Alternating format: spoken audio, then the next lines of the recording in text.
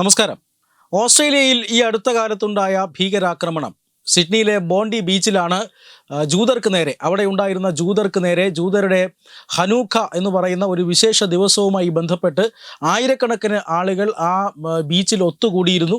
ആ ജൂത സമൂഹത്തിന് നേരെയാണ് രണ്ടുപേർ വെടിയുതിർത്തത്. ഈ ഭീകരാക്രമണത്തിൽ രണ്ടുപേർ വെടിവെച്ചത് അച്ഛനും മകനുമാണ്. ഈ അച്ഛന് ഇന്ത്യൻ ബന്ധമുണ്ടായിരുന്നു. ഇയാൾ ഹൈദരാബാദ് സ്വദേശിയാണ്. തെലങ്കാന പോലീസ് അത് സ്ഥിരീകരിച്ചിട്ടുണ്ട്. ഹൈദരാബാദ് സ്വദേശിയാണ് ഇയാൾ ഈ ഇന്ത്യൻ പാസ്പോർട്ടാണുള്ളത്. ഇയാളും മകനും ചേർന്നാണ് അവിടെ അങ്ങനെ ഒരു ഭീകരാക്രമണം നടത്തിയത്. മാത്രമല്ല 15 പേർ മരിക്കുകയും ഒട്ടനവധി പേർക്ക് പരിക്കേൽക്കുകയും ഒക്കെ ചെയ്ത ഒരു ഭീകരാക്രമണമാണ്. ലോകം മുഴുവൻ ശ്രദ്ധിച്ച ഒരു ഭീകരാക്രമണമാണ്. കാരണം അത് ജൂതർക്ക് എതിരെയാണ് നടന്നത്. നമുക്കറിയാം, ഇസ്രായേൽ വലിയ പോരാട്ടം നടത്തുന്ന ഒരു സമയമാണ്. ഹമാസിനെതിരെ, ഹിസ്ബുള്ളയ്ക്കെതിരെ, ആ മേഖലയിലെ മറ്റ് പല ഭീകര സംഘടനകൾക്കുമെതിരെയൊക്കെ കനത്ത ആക്രമണം ഇസ്രായേൽ ഈ അടുത്ത കാലത്ത് നടത്തിയിരുന്നു. അതിൻ്റെ ഭാഗമായി, അതായത് ഈ ഒക്ടോബർ 7-ാം തീയതി ഇസ്രായേലിൽ നടന്ന വൻ ഭീകരാക്രമണം, ആ ഭീകരാക്രമണത്തെ തുടർന്നാണ് ഹമാസിനെതിരെയും ഹിസ്ബുള്ളയ്ക്കെതിരെയും ഒക്കെ ഇസ്രായേൽ പ്രതിരോധ നടപടി അല്ലെങ്കിൽ പ്രതികാര നടപടി നടത്തിയത്.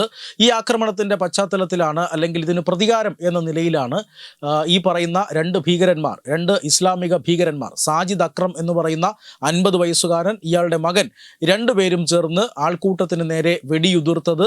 അങ്ങനെയാണ് സിഡ്നി ഈ കഴിഞ്ഞ ആഴ്ച ശ്രദ്ധാകേന്ദ്രമായത്. ഓസ്ട്രേലിയൻ സർക്കാരിനെതിരെ വലിയ വിമർശനമാണ് ഇതുമായി ബന്ധപ്പെട്ട് ഇസ്രായേൽ നടത്തിയത്. അതായത് പലസ്തീൻ അനുകൂല പ്രതിഷേധങ്ങൾക്കും പ്രകടനങ്ങൾക്കും ചിന്താഗതികൾക്കുമൊക്കെ പച്ച പരവതാനി വിരിച്ചു കൊടുക്കുന്ന ഒരു രാഷ്ട്രമാണ് ഓസ്ട്രേലിയ. ഇത് നേരത്തെ ഞങ്ങൾ മുന്നറിയിപ്പ് നൽകിയതാണ്. പക്ഷേ ഓസ്ട്രേലിയ ആ മുന്നറിയിപ്പുകൾ അവഗണിച്ചു. അതിൻ്റെ പേരിലാണ് ഭീകരാക്രമണം നടന്നത്. ജൂത സമൂഹത്തെ സംരക്ഷിക്കുന്നതിൽ ഓസ്ട്രേലിയ പരാജയപ്പെട്ടു എന്ന് ഇസ്രായേൽ ആരോപിക്കുകയും ചെയ്തിരുന്നു. അങ്ങനെ ആഗോളതലത്തിൽ തന്നെ ശ്രദ്ധ നേടിയ ആ ഭീകരാക്രമണം നടത്തിയ 2 ഭീകരരിൽ ഒരാൾ, അയാൾക്ക് ഇന്ത്യൻ പൗരനാണ്, അയാൾ ഇന്ത്യൻ വംശജനാണ് എന്ന് നമ്മൾ അന്ന് തന്നെ പുറത്തുവിട്ടിരുന്നതാണ്. ഈ ഇന്ത്യക്കാരൻ ഹൈദരാബാദ് സ്വദേശിയാണ്.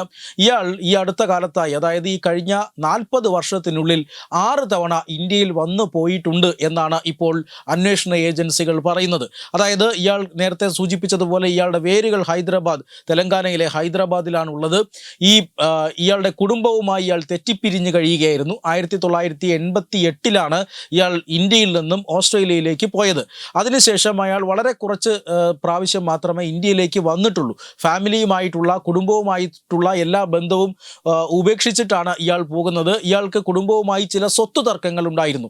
ഈ സ്വത്ത് തർക്കങ്ങൾ പരിഹരിക്കുന്നതിനും ഇതിൻ്റെ കേസുമായിട്ടൊക്കെ ബന്ധപ്പെട്ടിട്ടാണ് ഇയാൾ ഓസ്ട്രേലിയയിൽ നിന്നും കഴിഞ്ഞ 6 തവണ ഇന്ത്യയിൽ എത്തിയിട്ടുള്ളത് എന്നാണ് ഇപ്പോൾ ലഭിക്കുന്ന വിവരം. അതായത് 2000 ആണ്ടിലും 2004-ലും 2009-ലും 2012-ലും പിന്നീട് 2016-ലും 2022-ലും ഇയാൾ ഇന്ത്യയിൽ എത്തിയിട്ടുണ്ട് എന്നാണ് കണക്കുകൾ അല്ലെങ്കിൽ യാത്രാരേഖകൾ സൂചിപ്പിക്കുന്നത്. ഇയാൾ ഏറ്റവും അവസാനമായി ഇന്ത്യയിൽ എത്തിയത് 2022-ലാണ്. ഇയാളുടെ ഈ വരവ് 6 തവണയും വന്നിട്ടുള്ളത് ഈ പറയുന്ന കേസിൻ്റെ ആവശ്യങ്ങൾക്ക് വേണ്ടിയിട്ടായിരുന്നു. 6 തവണയിൽ 5 തവണയും വന്നത് കേസിൻ്റെ ആവശ്യങ്ങൾക്ക് വേണ്ടിയിട്ടായിരുന്നു. ഇതിലൊരു തവണ അദ്ദേഹത്തിൻ്റെ അച്ഛൻ മരിച്ച് 1 മാസം കഴിഞ്ഞപ്പോൾ സാജിദ് അക്രം കേരളത്തിലെത്തിയിട്ടുണ്ട് എന്നാണ് ഇപ്പോൾ യാത്രാരേഖകൾ നൽകുന്ന വിവരം. ഇതുമായി ബന്ധപ്പെട്ട അന്വേഷണം ഇപ്പോൾ കേന്ദ്ര ഏജൻസികളും നടത്തുന്നുണ്ട് എന്നാണ് മനസ്സിലാക്കാൻ സാധിക്കുന്നത്. ഇയാൾ എവിടെ വച്ചാണ് റാഡിക്കലൈസ് ചെയ്യപ്പെട്ടത്, ഭീകര സംഘടനകളുമായി എങ്ങനെയാണ് ഇയാൾ ബന്ധപ്പെട്ടത്, ഇയാളുടെ ഉള്ളിൽ ഏത് രീതിയിലാണ് ഈ ഭീകരവാദം കടന്നുകൂടിയത്, ഏത് സംഘടനയുമായിട്ടാണ് ഇയാൾക്ക് ബന്ധം എന്നീ കാര്യങ്ങളാണ് ഇപ്പോൾ ഇന്ത്യ അന്വേഷിക്കുന്നത്, ഇന്ത്യയുടെ രഹസ്യാന്വേഷണ ഏജൻസികൾ അന്വേഷിക്കുന്നത്.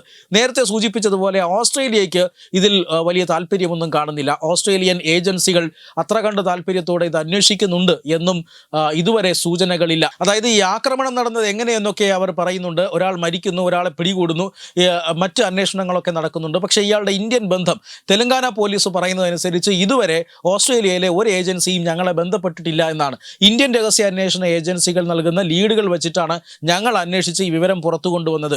അല്ലാതെ ഓസ്ട്രേലിയൻ ഏജൻസികൾ ആരും ഞങ്ങളെ ബന്ധപ്പെട്ടിട്ടില്ല എന്ന് തെലങ്കാന തെലങ്കാന പോലീസും പറയുന്നുണ്ട്. എന്തായാലും ഓസ്ട്രേലിയയിൽ നടന്ന ആ ഭീകരാക്രമണത്തിന് ഒരു ഇന്ത്യക്കാരനുമായി ബന്ധമുള്ളത് തന്നെ, ഇന്ത്യക്ക് അതിൽ ബന്ധമുള്ളത് കൊണ്ട് തന്നെ ഇന്ത്യൻ ഏജൻസികളും ഇത് വളരെ കൃത്യമായി അന്വേഷിക്കാനുള്ള പദ്ധതി ഇടുന്നുണ്ട്. പ്രത്യേകിച്ചും ഇയാൾ 6 തവണ ഇന്ത്യയിൽ വന്നിട്ടുണ്ട് എന്ന വിവരങ്ങൾ കൂടി ലഭിക്കുമ്പോൾ ഇയാളുടെ യാത്രയുമായി ബന്ധപ്പെട്ട് മറ്റുദ്ദേശങ്ങൾ ഉണ്ടായിരുന്നോ എന്നും ഇന്ത്യയുടെ ഏജൻസികൾ, വിവിധ ഏജൻസികൾ ഇപ്പോൾ പരിശോധിച്ചു വരികയാണ്. വെബ് ഡെസ്ക് തത്തുമൈ ന്യൂസ്.